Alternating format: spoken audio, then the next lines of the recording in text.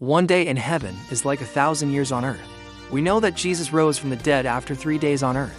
Could we use this measurement to calculate when Jesus might return? And if so, what do we find out? Let's break this down.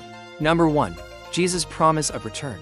In John 14:3, Jesus told his disciples, "I will come again and receive you to myself."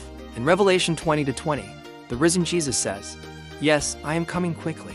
But here we are almost 2,000 years later, and Christians are still waiting. No point to why the delay feels long to us. The book of Peter, chapter 3, verses 8 and 9 says, "With the Lord a day is like 1,000 years, and 1,000 years are like a day. The Lord is not slow in keeping his promise, as some understand slowness. Instead, he is patient with you, not wanting anyone to perish, but everyone to come to repentance." So here in 2 Peter 3-8, the author is addressing this very issue. Why does it seem like God is delaying his return? And he says that in heaven's terms, it's not a delay, it's patience. For example, if someone is running a race and they look over and see that no one else is there and they think, "I'm so far ahead, why haven't they caught up yet?" Well, maybe they're not as fast as you, but they're still running. Or maybe they took a different path, or maybe they didn't start at the same time.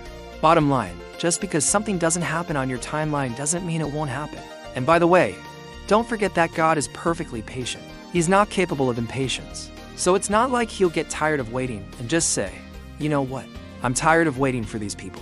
I am going to go ahead and return, and I am not even gonna not take them with me."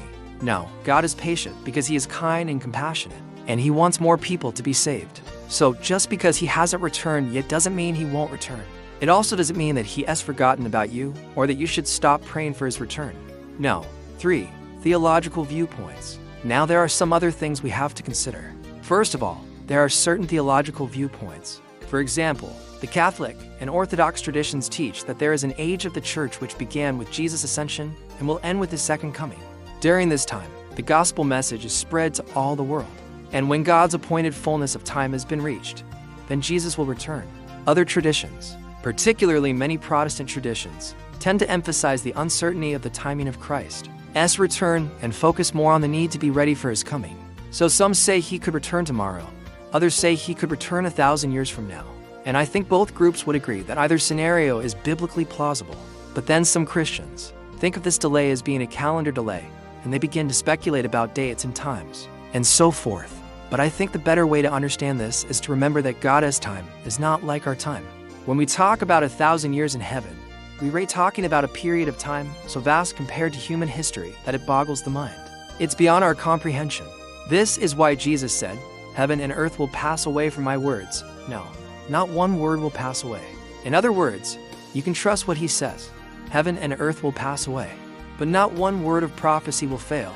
So number 4, the big picture. So in earth time, it feels like centuries upon centuries. But in heaven's perspective, it may be as though just a moment has passed since Jesus left. That's why Christians are told to live in expectation, because the return could feel far to us. But to God, it's right on time. And here's a final thought. If from heaven's view, Jesus has only been gone 2 days, then when he returns, it may feel to him like he just left his disciples in Jerusalem. So, with that I tell you that we may be entering a 1,000-year reign. For Jesus returns one more day in heaven and 1,000 years left on earth. Hey, I hope this helps. And until next time, thanks for watching.